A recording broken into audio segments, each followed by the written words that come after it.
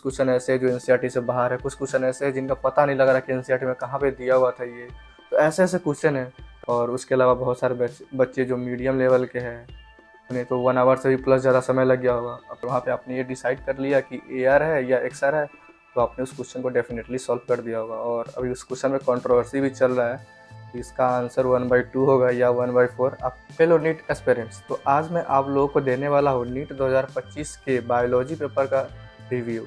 और इसमें मैं सिर्फ बायोलॉजी का ही देने वाला हूँ, क्योंकि अगर आप लोगों का रिस्पॉन्स अच्छा रहा तो मैं फिजिक्स और केमिस्ट्री का भी बनाऊँगा। तो मैंने 1 वीक का टाइम लिया इस रिव्यू को देने के लिए, क्योंकि मैं इस वीक में मैंने बहुत सारे शॉर्ट्स वीडियो डाले थे। तो वहाँ से मैंने बहुत सारी चीज़ों को एनालाइज़ किया, वहाँ पे मैंने बहुत सारी चीज़ों को नोटिस किया। उसके बाद मैंने बहुत सारे पॉइंट्स ऐसे लिखे, इसके आधार पर मैं आपको रिव्यू देने वाला हूँ। तो चलिए इस वीडियो को शुरू करते हैं। सबसे कॉमन पॉइंट जो कि मुझे सुनने को मिला कि नीट का पेपर लेंदी था, मैंने कमेंट्स में भी देखे, मैंने बहुत सारे लोगों से बात भी की, अपने दोस्त से भी। तो उनका यही था कि नीट का जो मेनली बायोलॉजी सेक्शन था वो लेंदी था। मतलब यार ये लेंदी था कैसे, उसमें क्या चीज़ें थी जो इस पेपर को लेंदी बना रही थी। सबसे पहले मैं इस पॉइंट को आपको क्लियर करने वाला हूँ।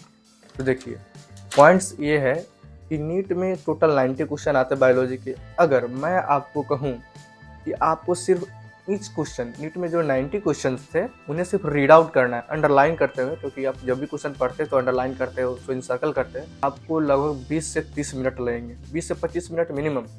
और कुछ लोगों को तो 25 से 30 मिनट भी लग जाएंगे। तो बताइए, अगर आपको 20 से 30 मिनट आपको सिर्फ वो रीड आउट करने में लग रहा है, और उसके बाद आपको ओएमआर भी भरनी है 90 क्वेश्चन की, उसके बाद आपको उसे सॉल्व भी करना है, बहुत ज़्यादा समय लगेगा ही। तो इसलिए ये पेपर बहुत ज़्यादा लेंदी था। एंड उसके आगे भी मैं अभी बहुत सारे पॉइंट बताने वाला हूँ, जिससे आपको और क्लियर हो जाएगा कि पेपर और किस रीजन से लेंदी था। चलिए, बायोलॉजी के पेपर में लगभग 12 क्वेश्चन ऐसे थे जो स्टेटमेंट बेस्ड थे, जिसमें स्टेटमेंट 1 या 2 दे रखा था, या फिर वो असर्शन रीजन वाले थे। मतलब इन दोनों को मिलाकर लगभग 12 क्वेश्चन थे। और वो 12 क्वेश्चन कुछ इस प्रकार से है कि जो 100 नंबर क्वेश्चन है, 102, 104, 114, 127, 136, 140, 142, 153, 157, 170, 179, लगभग इतने क्वेश्चन। इसके अलावा भी 1-2 और है। मतलब टोटल 12 to 15 क्वेश्चन थे। अगर मैं इस पे अगर टाइम देखूँ कितना समय लगता है एक आदमी को बनाने में, 12 to 15 मिनट तो गारंटी है कि लगेगा, क्योंकि असर्शन रीजन क्वेश्चन है, स्टेटमेंट बेस है। तो आपको दोनों स्टेटमेंट पढ़ने हैं असर्शन रीजन में भी, उसके बाद उसको एनालाइज करना है। तो 1 मिनट मैं इस क्वेश्चन पर लेके चलता हूँ तो 12 मिनट लगेंगे। और उसके अलावा मे भी आपने उसमें कुछ मिस्टेक्स कर दो, तो 12 to 15 मिनट लग रहा है इन क्वेश्चन में, सिर्फ 12 क्वेश्चन में। अभी स्टिल 90 क्वेश्चन में से 12 करो तो आपको 78 क्वेश्चन अभी और सॉल्व करने हैं। तो हमारा नेक्स्ट पॉइंट ये है, लगभग बहुत सारे क्वेश्चन, अप्रॉक्स 13 क्वेश्चन ऐसे थे जिसमें 4 से 5 स्टेटमेंट दे रखे थे। वो 13 क्वेश्चन कौन से थे? तो 93, 98, 111, 112, 119, 120, 123, 129, 133, 32 एंड 138, 160, 166, 173।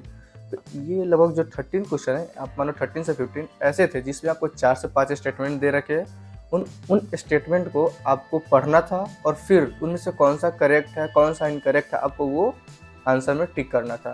तो अब बताइए, अगर आप सभी स्टेटमेंट पढ़ेंगे, फिर उसमें देखेंगे कि कौन कौन सा स्टेटमेंट गलत है, क्या उसमें पॉइंट आउट करना है कुछ, उसके बाद आपको आंसर टिक करना है, तो इसमें भी आपको इस क्वेश्चन पर 1 मिनट तो एटलीस्ट लग ही जाएगा। उसमें भी आपके गलत होने के चांस रहेंगे, और हो सकता है कि आप पहले से ही क्वेश्चन सॉल्व करते आ रहे हो, तो आपका जो मेंटल प्रेशर वो बढ़ जाए, तो वहाँ पे भी आप गलत कर सकते हो। तो आप यहाँ से कैलकुलेट कर लो कि 15 क्वेश्चन इधर का और 15 क्वेश्चन असर्शन रीजन का, दोनों मिला के 13 क्वेश्चन ऐसे ही हो गए। आपको 13 मिनट तो ऐसे ही लग रहे हैं, मतलब मिनिमम 25 मिनट और मैक्सिमम 13 मिनट, तो 30 मिनट तो आपको ऐसे ही लग रहे हैं। तो आई थिंक अब आपको समझ में आ रहा होगा 2 ही पॉइंट से कि कैसे ये पेपर लेंदी था, क्यों बहुत सारे स्टूडेंट इसमें गलती करके आए होंगे। तो जो नीट दे दिए हैं उनको तो बस पता चल रहा होगा कि क्यों लेंदी था, लेकिन जो नीट आगे देने वाले हैं, नीट 2026, उन्हें इस वीडियो को अच्छे से देखना है, ताकि वो भी एनालाइज कर सके पेपर को और उसके अकॉर्डिंग वो तैयारी कर सके। एंड इन द लास्ट मैं आपको कुछ पॉइंट्स ऐसे बताने वाला हूँ पेपर में, जो कि आपको और क्लैरिफाई करेंगे कि हाँ, मुझे पेपर से क्या सीखना था। स्पेशली जो नीट 2026 देंगे, उन्हें इस पेपर से क्या सीखना है, इसके बारे में उनको जानने में हेल्प मिलेगी। मैं क्वेश्चन बेसिस पे आपको एनालिसिस दे रहा हूँ, ये ज़्यादा अच्छा है। तो हमारा नेक्स्ट पॉइंट यही था कि कुछ क्वेश्चन ऐसे थे, एनसीईआरटी से तो थे, लेकिन मोस्ट ऑफ स्टूडेंट वो सिर्फ चैप्टर पढ़ते हैं, उन्हें समरी या फिर जो साइंटिस्ट का इंट्रोडक्शन, या उससे भी पहले जो यूनिट का इंट्रोडक्शन है उसे नहीं पढ़ते हैं। तो क्वेश्चन वहाँ से भी थे। तो इसलिए भी पेपर टफ हो जाता है, क्योंकि जब वो स्टूडेंट जो ये पढ़ के नहीं गए हैं वो डायरेक्ट एग्जाम हॉल में इसे देखते हैं, उन्हें ये भी नहीं पता चल रहा है कि एनसीईआरटी से, वो दिमाग में ये लेकर चल रहे हैं कि उन्होंने एनसीईआरटी से बाहर से पूछा है। तो उनका एक माइंडसेट तो वहीं पे बन जाता है कि यार क्वेश्चन टफ है, यार मुझसे नहीं बन रहा है, मुझसे गलत हो जाएगा। तो जैसे कि क्वेश्चन नंबर 95 हो गया, जिसमें रिडक्शनिस्ट बायोलॉजी वाला क्वेश्चन था। और इस क्वेश्चन को जब मैं भी शॉर्ट्स वीडियो के लिए बना रहा था, तो भाई मैंने भी पूरी 11th की बायोलॉजी छान मारी थी, मुझे भी नहीं मिल रहा था।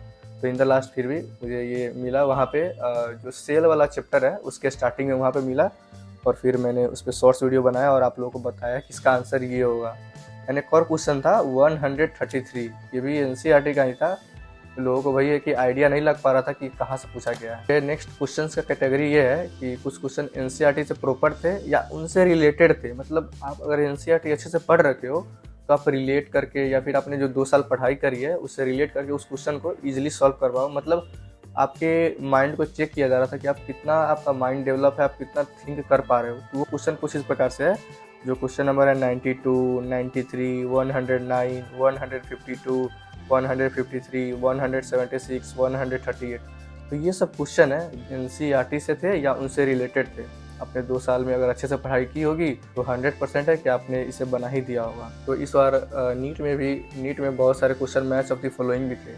तो मैच ऑफ द फॉलोइंग का सीन ऐसा रहता है कि वो क्वेश्चन बहुत ही ईजी होते हैं, क्योंकि आप एलिमिनेट करके उसे बना देते हो। लेकिन यही है कि अब देखो क्वेश्चन है कि 4-5 लाइन में खत्म हो जाए, लेकिन मैच ऑफ द फॉलोइंग है तो उसको लगभग 10 लाइन में हो जाता है, क्योंकि 4 पहले आपको मैच करने होते हैं, उसके अलावा फिर 4 ऑप्शन से एलिमिनेट करने होते हैं। तो कहीं ना कहीं जो क्वेश्चन आपको 10 सेकेंड समय लगता है जिस क्वेश्चन को सॉल्व करने में, मैच ऑफ द फॉलोइंग होने की वजह से वहाँ पे आपको 20 सेकेंड्स लगेंगे और आपका टाइम कंज्यूमिंग होगा। तो इस रीज़न से भी ये पेपर लेंदी था। अब मैं एक ऐसे पॉइंट्स के बारे में बात करने वाला हूँ जिस ये पॉइंट काफ़ी ज़्यादा हेल्पफुल होने वाला है जो नीट 2025 के एस्पेरेंट्स हैं उनके लिए। क्योंकि मैं हर एक क्वेश्चन नहीं, मतलब 90 में से बहुत सारे क्वेश्चन ऐसे मैंने सिलेक्ट करे हैं कि उसमें आपको किस बात का ध्यान रखना है। मतलब अगर आपने इस क्वेश्चन में इस चीज़ को ध्यान दिया तो आप सॉल्व करवाएंगे, अगर आपने इस क्वेश्चन में इस चीज़ का ध्यान नहीं दिया तो आप क्वेश्चन को नहीं सॉल्व कर पाएंगे। तो सबसे पहले हम बात करेंगे क्वेश्चन नंबर 100, जो बायोलॉजी का है। 90 के बाद ही सारे क्वेश्चन होंगे।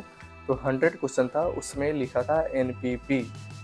तो एनपीपी लिखा है तो ये इनकरेक्ट होगा। वहाँ पे जीपीपी रहता तो वो स्टेटमेंट करेक्ट होता। तो अगर जिस स्टूडेंट ने इस वर्ड को ध्यान दिया होगा उन्होंने उस क्वेश्चन को सही कर दिया होगा, जिस स्टूडेंट ने इसको नहीं ध्यान दिया होगा उनका ये गलत हुआ होगा। अब नेक्स्ट क्वेश्चन था हमारा 102, जिसमें नॉट वर्ड था।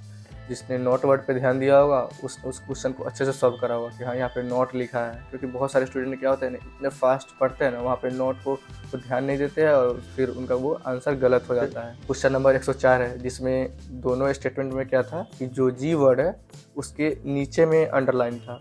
तो वो बताता है कि इन्फीरियर ओवरी है। मतलब एक स्टेटमेंट में था जिसमें सुपीरियर ओवरी दे रखा था और एक स्टेटमेंट था जिसमें इन्फीरियर ओवरी दे रखा था। तो हो सकता है कि कई बार कि अपन को मिस कैलकुलेट कर दे, मतलब लग रहा हो कि दोनों सिमिलर है, तो किसको हमने सही सोच लिया किसको हमने गलत सोच लिया, ये दिमाग में नहीं रह पाता और अपन गलत ऑप्शन 116, जिसका आंसर था बैक्टीरिया।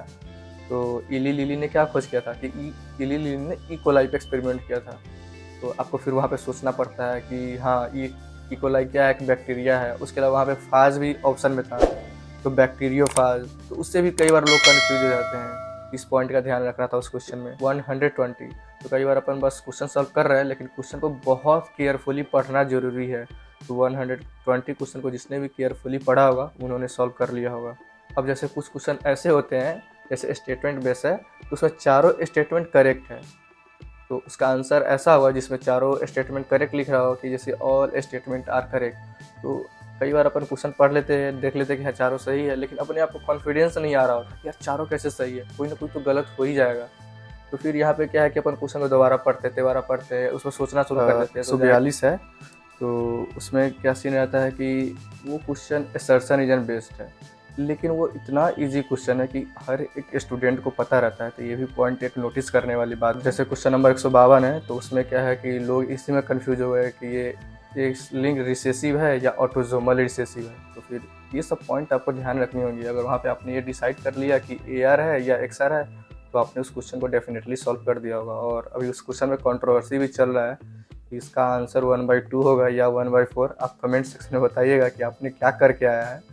तो देखते हैं नीट वाले क्या करते हैं। वैसे मैंने बहुत सारे कोचिंग के जो मतलब आंसर किया उसे मैंने देखा, तो वहाँ पे वही लिखा था 1/2 1/4 दोनों उन्होंने वहाँ पे लिख रखा था। देखते हैं एनटीए क्या करता है, जो करेगा वही होगा। अब क्वेश्चन नंबर 153 है, जैसे वो उसका असर्शन रीजन बहुत ज़्यादा टफ है। 154 है, तो उस क्वेश्चन में क्या है कि पोलिनेट किया जाता है फ्लावर को, लेकिन क्वेश्चन के स्टेटमेंट में क्या दे रखा है कि पोलिनेट किया जा रहा है किसको, फ्रूट को। तो क्या फ्रूट पोलिनेट होता है? नहीं, फ्लावर होता है। तो जिस बच्चे ने उस स्टेटमेंट को अच्छे से पढ़ा होगा कि हाँ यहाँ पे फ्रूट लिखा है जबकि फ्लावर होगा, तो उसने उस क्वेश्चन को सही किया होगा। तो ये सब पॉइंट्स ऐसे हैं जो कि आपको ध्यान रखने होंगे। अगर आप क्वेश्चन सॉल्व करते समय ये सब ध्यान रख रहे हैं तो आपका मार्क्स अच्छा आएगा डेफिनेटली। आप कम सिली मिस्टेक से करेंगे। और क्वेश्चन है 175, इसमें भी आपको बहुत ज़्यादा केयरफुली पढ़ना होगा। अगर आप केयरफुली पढ़ेंगे तो आपका यह क्वेश्चन सॉल्व होगा और सही भी होगा। तो अभी मैंने जितने भी क्वेश्चन आपको बताए, तो यहाँ से आपको एक आइडिया लग रहा होगा कि हाँ यार, ये सब क्वेश्चन ऐसे थे जहाँ पे मुझे इन बातों का ध्यान रखना था। जिसने भी इन बातों का ध्यान रखा होगा उन्होंने सही किया होगा और उनके मार्क्स अच्छे आएंगे। जिसने भी जल्दीबाजी की होगी, जिसने भी इन पॉइंट्स को पॉइंट आउट नहीं किया होगा, उनका गलत होने वाला है। एंड जो भी नीट एस्पिरेंट जो 2026 के लिए देख रहे हैं, तो आप इस बात का ध्यान अच्छे से रखें। और जब भी आप MCQ सॉल्व करें इवन अपने टेस्ट पेपर में, तो वहाँ इन सब बातों का ध्यान रखें। एंड जब क्वेश्चन को जब आप रिव्यू कर रहे होंगे रूम पे टेस्ट देने के बाद, तो वहाँ पे भी आप यही नोटिस करें कि हाँ हमने इस क्वेश्चन में क्या सीखा, हमने क्या नोटिस किया, उस चीज़ को उस पेपर पे ही लिख दें रेड पेन से, ताकि आपको आइडिया लगे। और इन द लास्ट एक बात है कि कितना टाइम लगा पेपर सॉल्व करने में। बायोलॉजी का पेपर लेंदी था। मैंने पहले ही बताया कि अगर आप सिर्फ पेपर को पढ़ते हो अंडरलाइन करते हुए, तो आपको 20 से 30 मिनट लगेंगे। उसके अलावा आपको OMR भरने 90 क्वेश्चन के, जिसमें आपको 5 मिनट मिनिमम तो लगने ही है। मतलब 30 to 35 मिनट्स तो आपके ऐसे ही जा रहे हैं। उसके अलावा आपको assertion reason, statement base, match of the following, कुछ क्वेश्चन ऐसे हैं जो NCERT से बाहर है, कुछ क्वेश्चन ऐसे हैं जिनका पता नहीं लग रहा कि NCERT में कहाँ पे दिया हुआ था ये।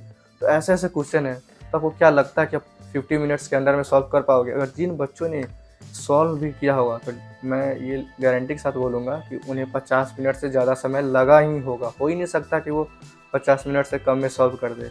और उसके अलावा बहुत सारे बच्चे जो मीडियम लेवल के हैं, उन्हें तो 1 आवर से भी प्लस ज़्यादा समय लग गया होगा। अब ज़रा सोचो, 1 घंटे से ज़्यादा आप सिर्फ बायोलॉजी में दे रहे हो। उसके बाद आपको अभी केमिस्ट्री और फिजिक्स भी सॉल्व करनी है, जिसमें फिजिक्स में आपको अभी 1 आवर एंड 50 मिनट देने हैं OMR भरने। केमिस्ट्री में भी आपको 40 to 50 मिनट्स देने हैं OMR भरने।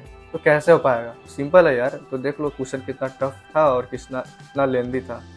तो अगर आपको ये वीडियो पसंद आ रहा है तो चैनल को सब्सक्राइब कर लीजिएगा, वीडियो को लाइक एंड शेयर कीजिएगा। और अगर आपका रिस्पॉन्स अच्छा रहा कि हाँ आप लोगों को मेरा कॉन्सेप्ट पसंद आया है, तो मैं आपके लिए केमिस्ट्री और फिजिक्स का भी एनालाइज करके बताऊंगा। और इसलिए मैंने 1 वीक का समय भी लिया था, क्योंकि मैं यूट्यूब पे शॉर्ट्स वीडियो डाल रहा था, तो वहाँ से बहुत सारी चीज़ों को एनालाइज कर रहा था, जो कि मैंने इस वीडियो में आपको पॉइंट आउट करके बताया। तरीके से आपको इस क्वेश्चन पेपर का रिव्यू दिया है। मैंने हर एक बात को बताते हुए रिव्यू दिया है। ये नहीं कि बस ओवरऑल बोल दे रहा हूँ कि ये पेपर ऐसा था वैसा था। 1-2 क्वेश्चन को लेकर मैंने हर एक को टच करने की कोशिश की है, जो टफ था या फिर जो लेंदी था। And thank you for watching.